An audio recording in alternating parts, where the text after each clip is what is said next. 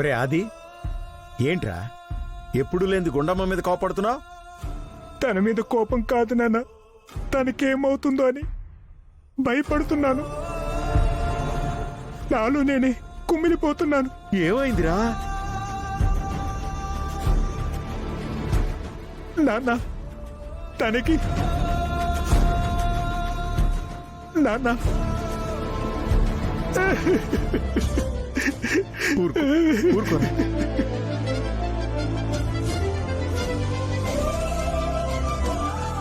ఏమైందిరా? ఎందుకు ఏడుస్తున్నావురా? గుండమ్మకి ఏమైందో చెప్పరా?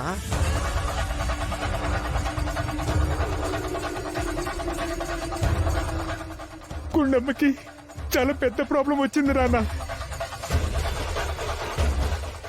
మొన్న హాస్పిటల్కి తీసుకెళ్తే తన 2 కిడ్నీలు పాడైపోయాయని చెప్పారు.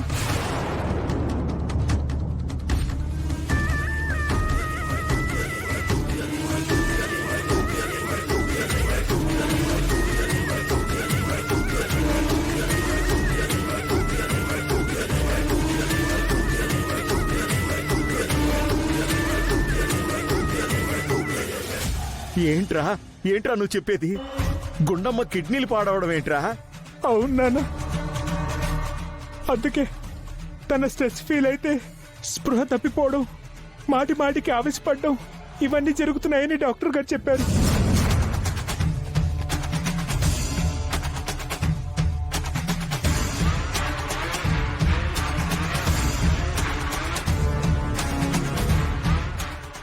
రెండు కిడ్నీలు పాడైపోయాయి. చాలా సివియర్ స్టేజ్ లో ఉంది. అర్జెంటుగా కిడ్నీ ట్రాన్స్ప్లాంటేషన్ చేయకపోతే తన్ని బ్రతికించలేమంటున్నారు నాన్న.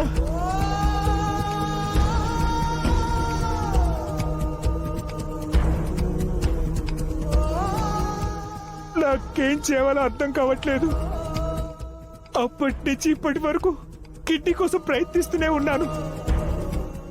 ఏంటి, గుండమ్మకి 2 కిడ్నీలు కొట్టేశాయా? ఎంత శుభవార్త! దేవుడా, నా ఉన్నావయ్యా, నా మొర విన్నావయ్యా. నాకిప్పుడు అర్థమవుతోంది. 2 కిడ్నీలు పోయాయంటే మనిషి బ్రతకడం కష్టమే. ఇంకా కిడ్నీ ట్రాన్స్ప్లాంటేషనా?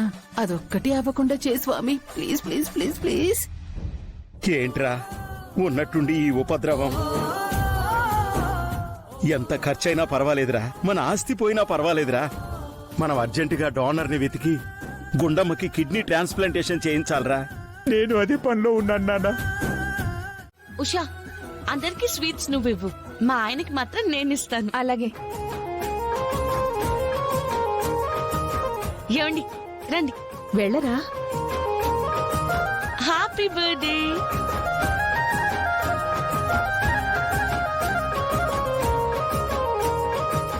ఆ స్వీట్ ఇటివమ్మా.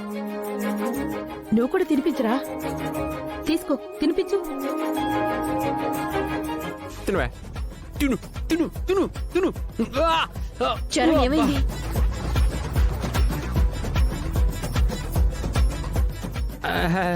ఏం లేదు ఏం లేదు ఏం లేదు. ఏంటండి ఈ సరసాలు అందరి ముందు? ఎంత మీరు బర్త్డే బాయ్ అయితే మాత్రం జనాల ముందు అలా చేస్తారా? ఇదేమైనా మన బెడ్రూమ్ అనుకుంటున్నారా? దొంగ మొహం తానా, రూమ్ లో ఎప్పుడైనా నీతో ఇలా ఉన్నానే, అయినా నీతో నాకు రొమాన్స్ అంటే? చరణ్, తనతో గుసగుసలాడుతున్నావేంటి? గుసగుసలాడట్లేదు, ఏర్పాట్లన్నీ బాగా చేశావు, నువ్వు తెచ్చిన డ్రెస్ చాలా బాగుందని అప్రిషియేట్ చేస్తున్నారు కదండి.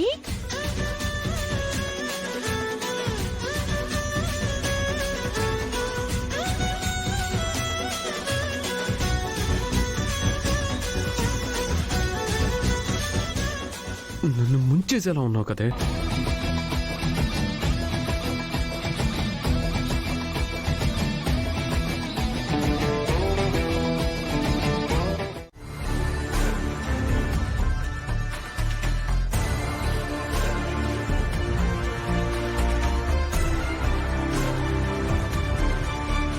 మమ్మీ, మీ ఇద్దరు ఇలా పందెం వేసుకున్నారని నాకు తెలీదు.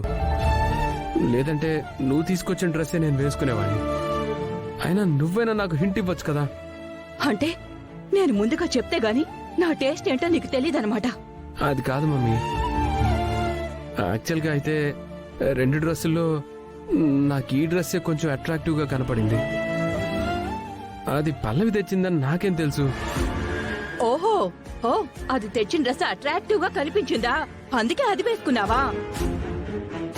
అయితే దాన్ని నెత్తి మీద పెట్టుకుని ఊరేగు. మమ్మీ ప్లీజ్ మమ్మీ, నువ్వు ఇలా బాధపడుతుంటే నేను చూడలేను. ఇప్పుడేంటి, ఈ డ్రెస్ తీసేసి నువ్వు తెచ్చిన డ్రెస్సే వేసుకోమంటావా? అప్పుడు ఓకేనా నీకు? అలా చేస్తే ఆంటీని అవమానించినట్టు, ఆ పల్లవిని గెలిపించినట్టు అవుతుంది చరణ్. అవును, ఆంటీ తెచ్చిన డ్రెస్ ని సెలెక్ట్ చేసుకుని ఉంటే ఆవిడ మీద ప్రేమ ఉందని అర్థమయ్యేది. ఇప్పుడు డ్రెస్ మార్చుకుంటే పల్లవి మీద కోపంతో మార్చావంటారు కానీ అమ్మ మీద ప్రేమతో మార్చావు అనరు.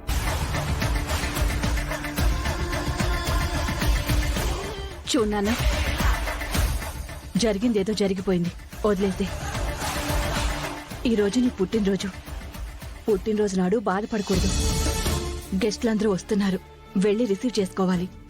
హ్యాపీగా వెళ్ళి రిసీవ్ చేసుకో, ఓకేనా? సరే మమ్మీ. మొత్తం ఈ బర్త్డే పార్టీ అంతా తనే నెత్తి మీద వేసుకుని చేస్తున్నట్టు అందరి ముందు తెగ బిల్డప్ ఇచ్చేస్తుంది ఆంటీ. చరణ్ బర్త్డే తనకి స్వీట్ మెమరీ అంట. ఈ బర్త్డే దానికి స్వీట్ మెమరీ కాదు, చేదు అనుభవాన్ని చేయాలి.